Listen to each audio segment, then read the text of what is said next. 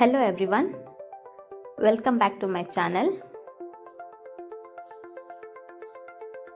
ನನ್ನ ಚಾನಲನ್ನು ಸಬ್ಸ್ಕ್ರೈಬ್ ಮಾಡ್ಕೊಳ್ಳದೇ ಇರೋರು ದಯವಿಟ್ಟು ಸಬ್ಸ್ಕ್ರೈಬ್ ಮಾಡ್ಕೊಳ್ಳಿ. ಇವತ್ತಿನ special recipe kulfi ice cream. ಸಮ್ಮರಲ್ಲಿ ಮನೆಯಲ್ಲೇ ಇರುವಂಥ ಇಂಗ್ರೀಡಿಯೆಂಟ್ಸ್ ಅಲ್ಲಿ ಮಾಡ್ಕೊಳ್ಬೋದು. ಮಕ್ಕಳು ಐಸ್ ಕ್ರೀಮ್ ತುಂಬಾ ಇಷ್ಟಪಡ್ತಾರೆ. ಹಾಗೆ ಈ ಸಮ್ಮರಲ್ಲಿ ಎಲ್ಲರಿಗೂ ಕೂಡ ತುಂಬಾ ಇಷ್ಟ ಆಗ್ತದೆ.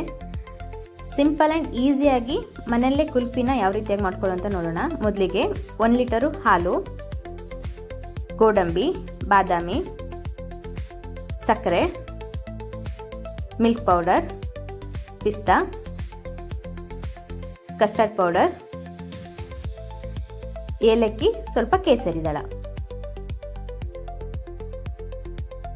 ಮೊದಲು ಮಿಕ್ಸಿ ಜಾರ್ಗೆ ಒಂದು 15ರಿಂದ 20 ಆಗೋಷ್ಟು ಗೋಡಂಬಿ, ಹಾಗೆ ಬಾದಾಮಿ, ಸ್ವಲ್ಪ ಪಿಸ್ತಾ,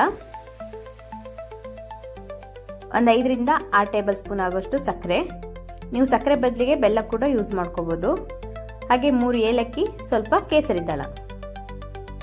ಇಷ್ಟನ್ನು ಹಾಕಿ ಸ್ವಲ್ಪ ತರಿಯಾಗಿ ರುಬ್ಕೊಳ್ಳಿ. ಈಗ ರುಬ್ಬಿರುವಂಥ ಇಂಗ್ರೀಡಿಯೆಂಟ್ಸ್ನ ಒಂದು ಬೌಲ್ಗೆ ಟ್ರಾನ್ಸ್ಫರ್ ಮಾಡ್ಕೊಳ್ಳಿ. ನಾ ಇಲ್ಲಿ ಸ್ಮೂತಾಗಿ ಏನು ರುಬ್ಲಿಲ್ಲ, ಒಂದು 90% ಆಗುವಷ್ಟು ರುಬ್ಕೊಂಡಿದ್ದೇನೆ. ನೀವು ಸ್ಮೂತ್ ಬೇಕಾದರೆ ಸ್ಮೂತ್ ಕೂಡ ಮಾಡ್ಕೋಬೋದು. ಇವಾಗ ಇದಕ್ಕೆ ನಾನೀಗ 1 ಕಪ್ ಆಗೋಷ್ಟು ಮಿಲ್ಕ್ ಪೌಡರ್, ಹಾಗೆ ಅರ್ಧ ಕಪ್ ಆಗೋಷ್ಟು ಕಸ್ಟರ್ಡ್ ಪೌಡರ್. ಇವಾಗ ಎಲ್ಲವನ್ನು ಒಟ್ಟಿಗೆ ಚೆನ್ನಾಗಿ ಮಿಕ್ಸ್ ಮಾಡ್ಕೊಳ್ಳಿ. ನೀವು ಡ್ರೈ ಫ್ರೂಟ್ಸ್ ಬೇಕಾದರೆ ಇದಕ್ಕೆ ಬೇರೆ ಯಾವುದನ್ನು ಬೇಕಾದರೂ ಆ್ಯಡ್ ಮಾಡ್ಕೋಬೋದು. ನಿಮ್ಮ ಮನೇಲಿ ಯಾವ್ದು ಸಿಗುತ್ತೆ ಅದನ್ನು. ಬಾದಾಮ್ ಮತ್ತು ಗೋಡಂಬಿ ಅಂತೂ ಕಂಪಲ್ಸರಿಯಾಗಿ ಮಾಡಲೇಬೇಕಾಗ್ತದೆ. ಇವಾಗ ದಪ್ಪ ತಳದ ಪಾತ್ರೆಗೆ ನಾನು ಇಲ್ಲಿ 1 ಲೀಟರ್ ಆಗೋಷ್ಟು ದಪ್ಪ ಹಾಲನ್ನು ತಗೊಂಡಿದ್ದೇನೆ. ನಾನು ಇಲ್ಲೆಲ್ಲೂ ಕೂಡ ನೀರನ್ನು ಸೇರಿಸ್ತಾ ಇಲ್ಲ. ಇವಾಗ ಹಾಲು ತುಂಬ ಚೆನ್ನಾಗಿ ಕೊದಿ ಬರಬೇಕು. ಹಾಗೆ ಒಂದು 10% ಆಗುವಷ್ಟು ಕೂಡ ಡೌನ್ ಆಗಬೇಕು. ಆ ರೀತಿಯಾಗಿ ದಪ್ಪ ಆಗುವಷ್ಟು ಮಾಡ್ಕೊಳ್ಳಿ. ನಾನಿವಾಗ ಹಾಲು ಸ್ವಲ್ಪ ಉಗುರು ಬೆಚ್ಚಗಾದಾಗ ಈ ಮಿಕ್ಸ್ ಮಾಡಿ ಇಟ್ಕೊಂಡ ಪೌಡರ್ಗೆ ನಾನು 2 ಬೌಲಷ್ಟು ಹಾಲು ಹಾಕಿ ಚೆನ್ನಾಗಿ ಮಿಕ್ಸ್ ಮಾಡ್ತಾ ಇದ್ದೇನೆ. ಎಲ್ಲೂ ಕೂಡ ಲಂಪ್ಸ್ ಆಗಲಿ, ಎಲ್ಲೂ ಕೂಡ ಏನು ಗಟ್ಟಿಯಾಗಿ ಬರ್ತಿದ್ದ ಹಾಗೆ ಮಿಕ್ಸ್ ಮಾಡ್ಕೊಳ್ಳಿ. ಇವಾಗ ಹಾಲು ಕೊದಿ ಬಂದಿದೆ. ಹಾಲು ಕೊದಿ ಬಂದ ನಂತರ 10ರಿಂದ 15 ನಿಮಿಷನಾದರೂ ಸರಿಯಾಗಿ ಕೊದಿಸ್ಕೊಳ್ಬೇಕು.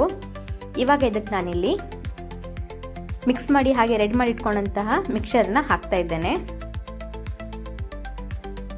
ಇದಕ್ಕೆ ನಾವು ಕಸ್ಟರ್ಡ್ ಪೌಡರ್ ಹಾಗೆ ಡ್ರೈ ಫ್ರೂಟ್ಸ್ ಎಲ್ಲ ಹಾಕಿರೋದ್ರಿಂದ ತಳ ಹಿಡಿತದೆ.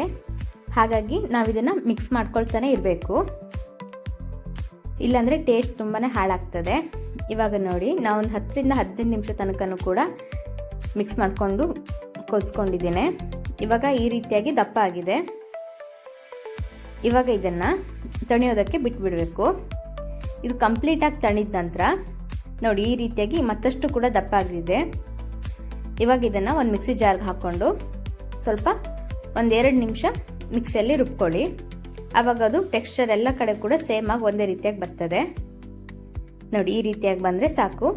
ಇದನ್ನು ಇವಾಗ ನೀವು ಐಸ್ ಕ್ರೀಮ್ ಮೋಲ್ಡ್ ಅಥವಾ ನಿಮ್ಮ ಹತ್ರ ಯಾವ್ದು ಅವೈಲೇಬಲ್ ಇದೆ ಅದೇ ಶೇಪ್ಗೆ ಬರುತ್ತೆ. ಲೋಟ ಆದರೆ ಲೋಟ, ಗ್ಲಾಸ್ ಯಾವ ಟೈಪಲ್ಲಿ ಬೇಕಾದರೂ ನೀವು ಹಾಕ್ಕೊಳ್ಬೋದು.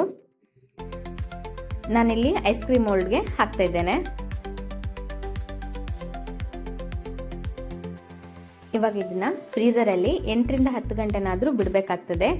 ಆವಾಗ ಕಂಪ್ಲೀಟ್ ಆಗಿ ರೆಡಿ ಆಗ್ತದೆ ಇದು.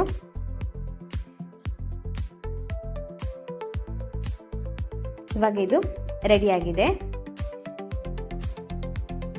ಸಮ್ಮರ್ ಸ್ಪೆಷಲ್ ಆಗಿ ಕುಲ್ಫಿ ಐಸ್ ಕ್ರೀಮ್ ಮಕ್ಕಳಿಗೆ ಹಾಗೆ ದೊಡ್ಡವರಿಗೂ ಕೂಡ ತುಂಬಾ ಇಷ್ಟ ಆಗ್ತದೆ. ನೀವು ಕೂಡ ಮನೇಲೊಮ್ಮೆ ಇದೇ ರೀತಿಯಾಗಿ ಟ್ರೈ ಮಾಡಿ. ಇದರಲ್ಲಿ ಯಾವುದೇ ರೀತಿಯ ಪ್ರಿಸರ್ವೇಟಿವ್ಸ್ ಆಗಲಿ, ಕಲರ್ಸ್ ಆಗಲಿ ಏನೂ ಕೂಡ ಇಲ್ಲ, ನ್ಯಾಚುರಲ್ ಇಂಗ್ರೀಡಿಯೆಂಟ್ಸ್. ಸೊ ಇದೇ ರೀತಿಯ ವಿಡಿಯೋಗಳಿಗಾಗಿ ನನ್ನ ಚಾನಲನ್ನು ಸಬ್ಸ್ಕ್ರೈಬ್ ಮಾಡ್ಕೊಳ್ಳಿ. ಹಾಗೆ ಲೈಕ್ ಆ್ಯಂಡ್ ಶೇರ್ ಮಾಡಿ. Thank you so much for watching.